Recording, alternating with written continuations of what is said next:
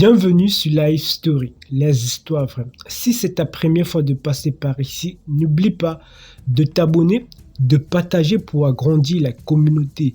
Laisse un commentaire pour encourager ceux qui racontent les histoires. Et si toi aussi tu veux raconter ton histoire, fais-le en note vocale sur le numéro WhatsApp plus 237 6 50 25 50 62. Nous publions plusieurs histoires par semaine sur la chaîne YouTube et la page Facebook.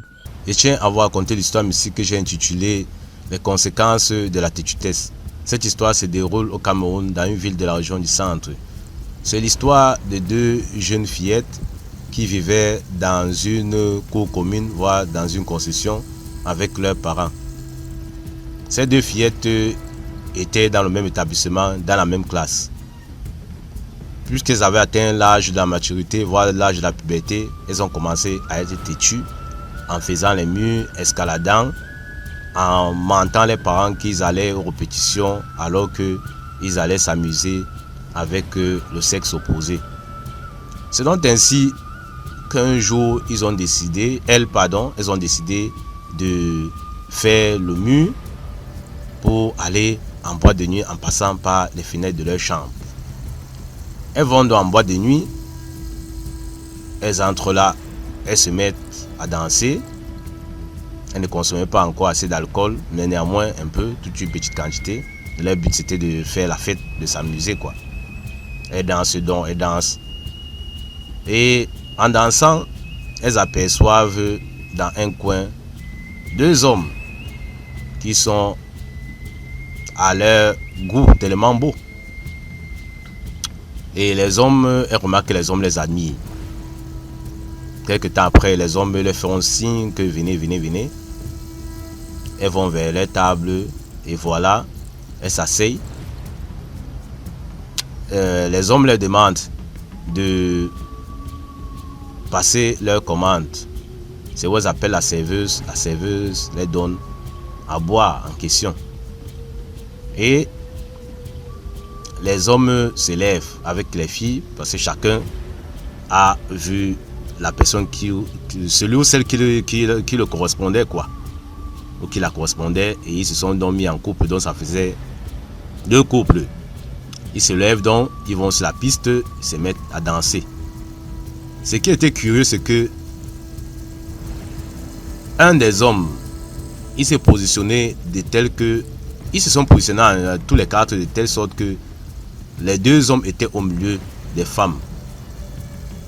Donc les femmes elles faisaient face à face, mais les hommes faisaient dos. Donc les deux hommes se faisaient dos et ils étaient en costume. Les hommes étaient en costume d'après les déclarations des filles plus tard. Ils faisaient dos, comme je disais tantôt, et face chacun à sa chacune. Donc ça veut dire que les filles n'étaient pas en contact, mais les deux hommes se faisaient dos et ils dansaient. C'est pas trop, mais on va comprendre pourquoi les hommes ont fait ce genre de positionnement là. C'est donc ainsi qu'ils dansent, la soirée, ça s'enjaille et ils dansaient, ils ont fait ce positionnement là. Pourquoi? Parce qu'ils étaient près du miroir.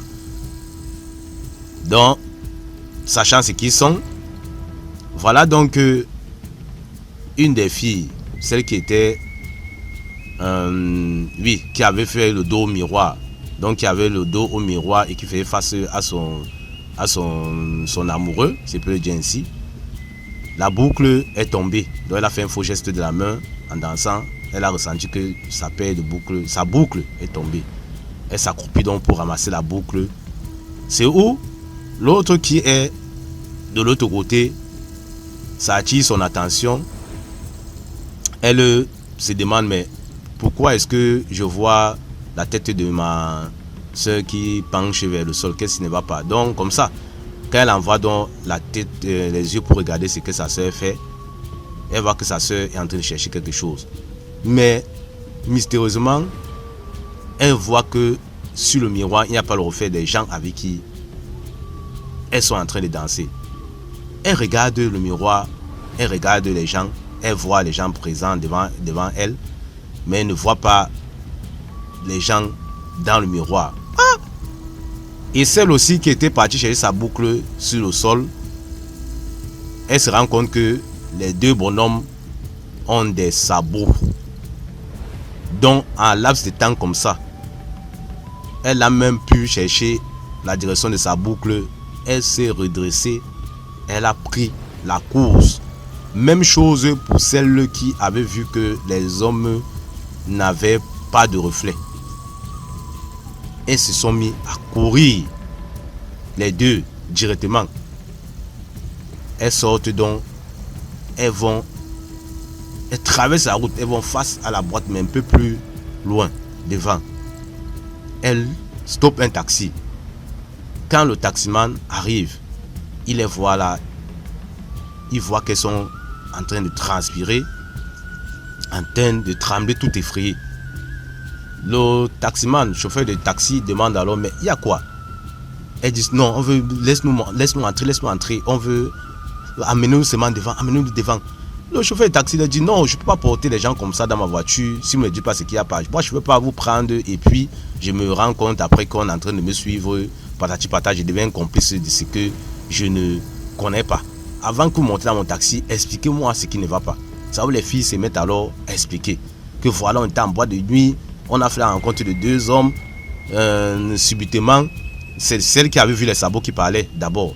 Subitement, j'ai fait un faux geste de ma boucle, de ma main, ça a tapé l'oreille et la boucle s'est détachée et j'ai ressenti que la boucle s'est détachée et tombée. Et lorsque je m'accroupis, je me rends compte que les messieurs avec qui nous sommes en train de danser ont des sabots. La fille, quand l'autre voulait commencer à raconter que également moi, le monsieur lui a dit que vous dites quoi? Qu'est-ce que vous êtes en train de raconter? Comment le chauffeur de taxi? Il coupe même celle qui voulait dire qu'elle ne voyait pas le reflet des hommes dans le miroir. Qu'est-ce que vous êtes en train de raconter comme ça là?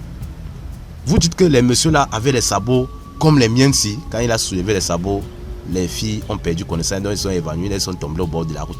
C'est comme ça qu'on les prend, donc elles se réveillent à l'hôpital. C'est où elles se mettent, quand elles reprennent connaissance, elles se mettent à raconter. Et là, il y avait aussi la serveuse du bar qui les avait servis. La serveuse du bar, quand elle raconte même, la serveuse du bar dit que non, vous n'étiez avec personne, vous m'avez demandé de venir vous servir à boire. Donc, ça veut dire que c'était elle seule, ces deux filles-là, ces deux jeunes filles-là qui voyaient ces hommes-là, dont personne d'autre. Puisqu'elles sont en train de danser sur la piste, après, elles se déplacent, elles partent s'asseoir. On voit qu'elles sont seules, alors qu'elles voyaient qu'elles sont avec des gens. Elles sont en train de causer avec ces gens-là, mais vous savez, c'est une boîte de nuit, les lumières sont floues, on ne voit pas bien vraiment ce que les gens font, ce que les gens se disent. Peut-être les gens vont se dire que non, elles sont en train de causer entre femmes, alors qu'elles sont en train de causer avec des fantômes, des gens qui ont des sabots, qui n'ont pas de reflet sur le miroir. Donc c'est donc un peu ainsi que la serveuse essayait d'expliquer que non, vous étiez seul là-bas, et moi je venais là parce que vous me devez de l'argent. Je venais voir l'affaire là qu'il faut me donner de l'argent, mon patron me met la pression de l'autre côté là-bas qu'il faut que je récupère tout son argent qui est dehors. C'est pour ça que quand vous êtes tombé face à la boîte, on vous a vu là vous évanouir face à la boîte, on est venu, on vous a porté, on vous a amené à l'hôpital. Quand vous dites que vous étiez avec des gens et consorts, nous on n'a vu personne, nous n'étions avec personne. Vous avez sorti la boîte en courant, on a seulement sous-entendu que vous êtes en train de fuir, de payer, de régler vos factures. C'est donc ainsi que nous on a essayé aussi de chercher votre position jusqu'à ce qu'on vous retrouve au bord de la route, comme je disais tantôt, jusqu'à qu'on vous conduise encore à l'hôpital. C'est donc ainsi que les filles ont raconté à leurs parents ce qui s'est passé. Bon, néanmoins on les a cru. Pourquoi on les a cru? Parce qu'elles ont commencé à faire de la folie, comme si c'était un peu folle, comme si elles perdaient la tête pendant un bon bout de temps, mais on a appelé les spirituels qui ont prié pour elles et ça va aujourd'hui, elles ont été délivrées et puis ces filles-là sont des grandes religieuses aujourd'hui.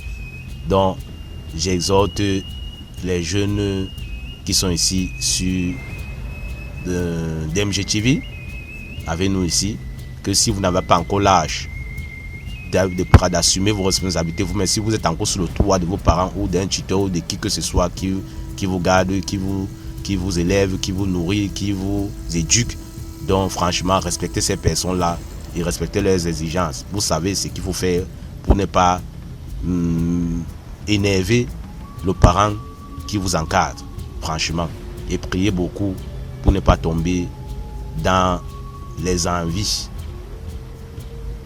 C'est pour m'exprimer ainsi, franchement, et priez que si vous êtes en train de faire vos périodes de puberté ou bien d'émancipation ou je ne sais pas autre qui peut vous pousser à avoir des problèmes avec vos responsables, priez pour que vous ne dérapez pas et que vous ne traversez pas les limites qui peuvent les pousser à prendre de mauvaises décisions à votre égard ou bien qui peuvent vous entraîner dans ce genre de situation mystique que nos chères sœurs ont vécu.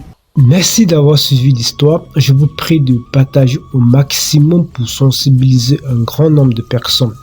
Et à très bientôt sur Life Story pour une nouvelle histoire.